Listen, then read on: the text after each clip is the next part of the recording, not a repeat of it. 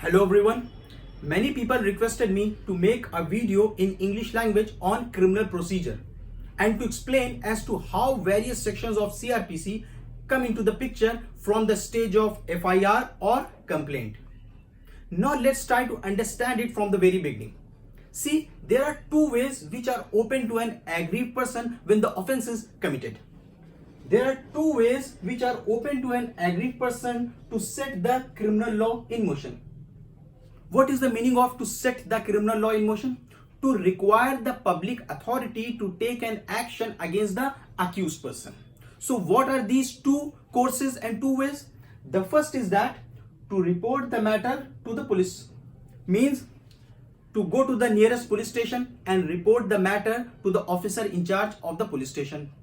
If officer in charge of the police station finds that the offense discloses the commission of a cognizable offense, he is bound to register it under section 154 of CrPc. So once the police registered this report under section 154, the chapter 12 of CrPc come into the picture. Means this whole chapter 12 come into the picture from starting from section 154. And in this chapter, the provision has been given as to how the police will investigate the case. Means after once the FIR is registered, how the police will act. The police will act according to the chapter 12 of CrPc. But if the offense does not disclose the commission of a cognizable offense, the police will act according to section 155 of CrPc. So once the report is registered by officer in charge of the police station, it is registered under section 154 of CrPc, and this report is called as FIR, first information report. So FIR is registered under section 154. But suppose that if officer in charge of the police station, he refuses to register the report under this section, and the aggrieved person, he also follows the procedure which is provided under section 154 subsection 3, then what course is open to him? Then what he can do is that he can file a complaint with a magistrate. Means the other course or other way which is open to an aggrieved person after the offense has been committed is to file a complaint with a magistrate. When an aggrieved person file a complaint with a magistrate, magistrate has got so many powers. Magistrate has got power either to order the police to register an FIR under section 154, and then again the procedure of chapter 12 come into the picture. Means now the police will act according to this chapter, the provision which is given under this chapter 12. And see what happens here is that when you went to the police station and narrated the whole incident and narrated the whole matter to the officer in charge of the police station, but he refused to register it, you also followed the procedure which is given under section 154 subsection 3, but still nothing happened. But once when you went to the magistrate and magistrate orders the police to write an FIR, then in this case police is bound to register it. Police did not listen to you, but police in every case will listen to the magistrate, order of the magistrate. And whether the offense seems to have been committed or not, it is none of the business of the police. Why? Because it is the order of the magistrate. So this is one of the powers which can be exercised by the magistrate. The other power of the magistrate is that magistrate may follow the procedure of chapter 15 of CrPc.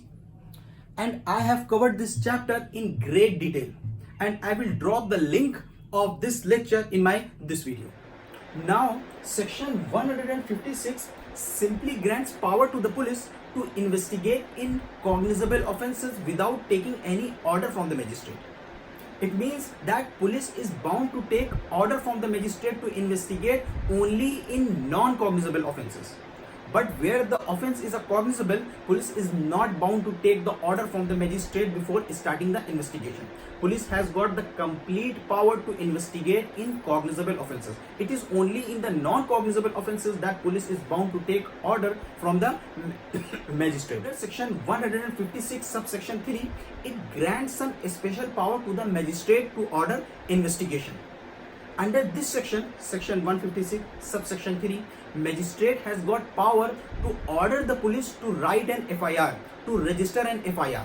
As I told you earlier, that magistrate has got power to order the police to register an FIR. So under section 156 subsection 3, magistrate has got this power to order the police to register an FIR.